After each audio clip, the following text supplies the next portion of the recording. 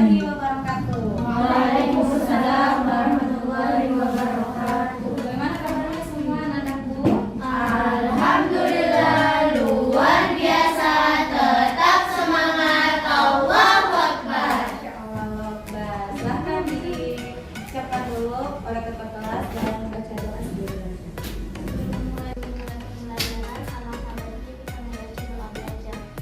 Bismillahirrahmanirrahim. Rabbi zidni ilman warzuqni fahman. Rabbi ishrah li sadri wa yassir li amri wahlul 'uqdatam min lisani yafqahu qawli. Amin. Semoga Allah mudahkan untuk menuntutmu. Amin. Selanjutnya Ustazah akan absen dulu. Aisyah, Hadir. Alia, Hadir. Andi, Ainia. Hadir. Mau tanya, pekan lalu itu kan ada hari nasional. Ada yang ingat hari apa? Hari Oh, Guru. hari guru jatuh pada tanggal 25 November. 25 November. Oke. Menurut kalian, dapur kita coba satu-satu ya, boleh? Ustazah minta pendapatnya. Mulai dari Calika dulu. Menurut Calika apa sih arti guru itu buat Calika? Menurut Rehan apa sih itu arti seorang ustazah? Guru itu Apa ya? Bentuk kita menjadi generasi yang hebat gitu. Generasi yang hebat, amin. Insya Allah semuanya di sini adalah generasi hebat. Selanjutnya, Ustazah hari ini ingin bertanya, ada yang masih ingat pelajaran kita pekan lalu tentang apa? teks laporan percobaan. Oke, teks laporan hasil percobaan. Ada yang masih ingat? Saya. Apa kerangka dalam menulis teks laporan percobaan? Judul. Judul, apa lagi? Alat dan bahan. Alat dan bahan. Itu dulu, alat dan bahan. Langkah.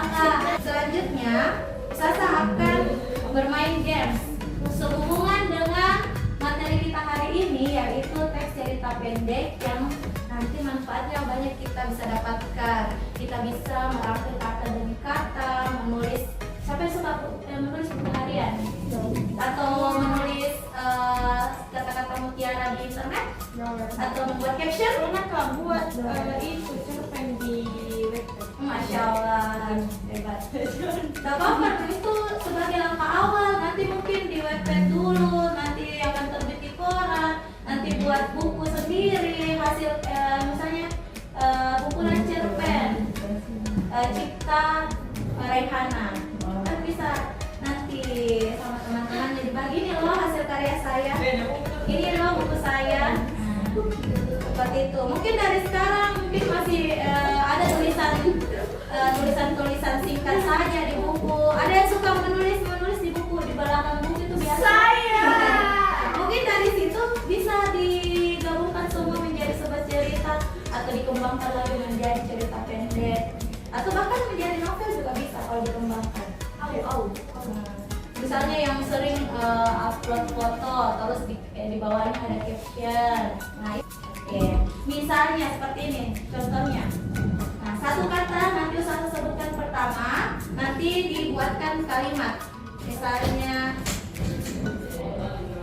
subuh hari saya bangun untuk melaksanakan sholat. Nanti orang kedua kata sholatnya yang dijadikan kalimat, ya disambung-sambung seperti itu. Nanti kata terakhir dari temannya lagi disambung lagi seperti itu. Oke, kita mulai ya. Kita mulai dari empat orang. Yang pertama dari Aini dulu. Oke, mulai Aini. Katanya adalah belajar. Semalam saya belajar bahasa Indonesia membuat cerpen. Oke, cerpen. Tanda seru. Tanda seru lagi ya, seru lagi. Suruh bermain bersama teman. Teman. Oke. Adalah Cerpen. Nah, kita indikatornya nih ya, kita akan menyusun mengungkapkan pengalaman dan gagasan dalam bentuk cerita pendek dengan memperhatikan struktur kebahasaannya. Nanti kita lihat kegiatan-kegiatannya apa saja ya.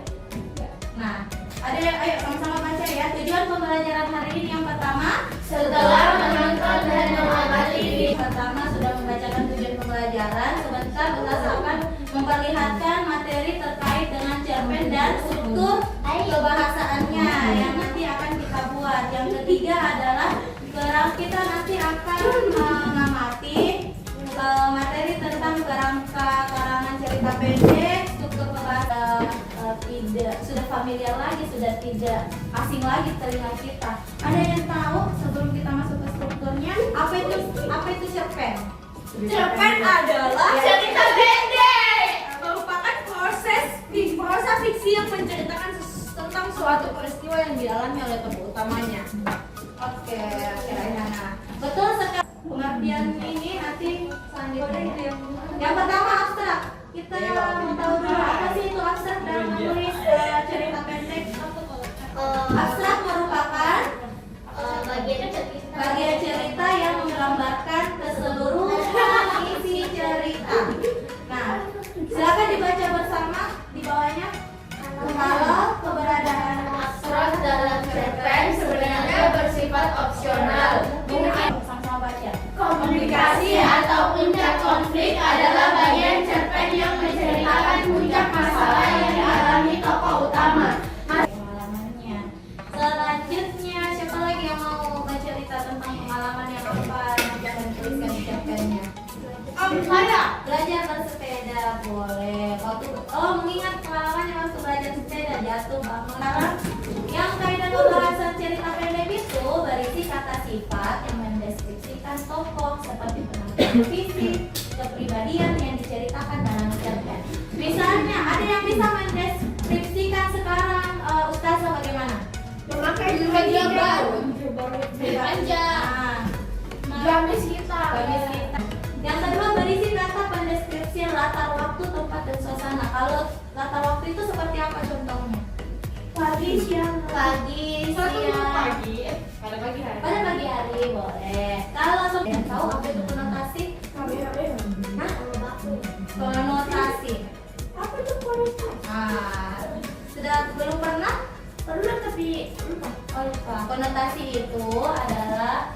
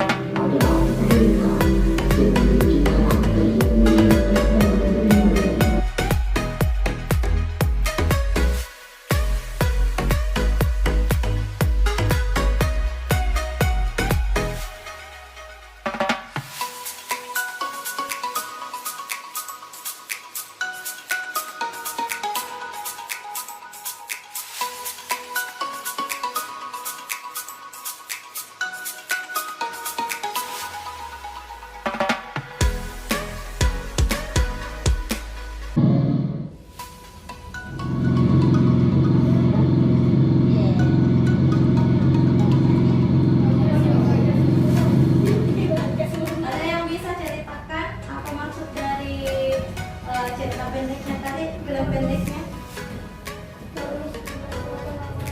Harus melaksanakan amanah. Ada yang pernah pengalaman seperti itu tidak? Tidak, misalnya selanjutnya Ustazah akan ajar membuat cerita pendek berdasarkan dengan kerangka tadi. Ayo, apa yang pertama? Abstrak. Yang kedua orientasi. Ketiga komplikasi. Yang keempat abstrak. Misalnya nih abstrak itu ada ini penggambaran secara keseluruhan cerita. Itu orientasi. Itu di tugasnya Abdul di mana, di luar kota. Komplikasinya di sini adalah puncak ceritanya. Selanjutnya adalah evaluasi. Oke, selanjutnya Ustazah akan hari ini sampai jam 12. Nanti selesai boleh 12 lewat dikit ya. Tidak bisa dikasih suratnya nanti. Kenapa? Nih. Nah, Ustazah akan bagikan KPD-nya dulu.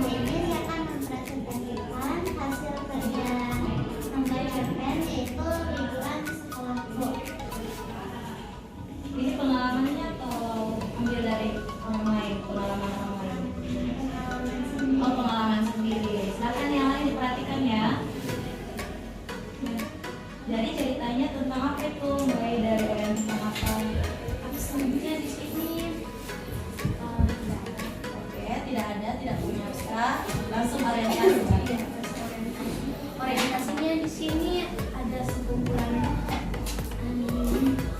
anak-anak yang di kelas yang sekarang untuk kelas 3 SMP yang mempunyai 3 sahabat, yaitu Aris, Ana, dan Andri.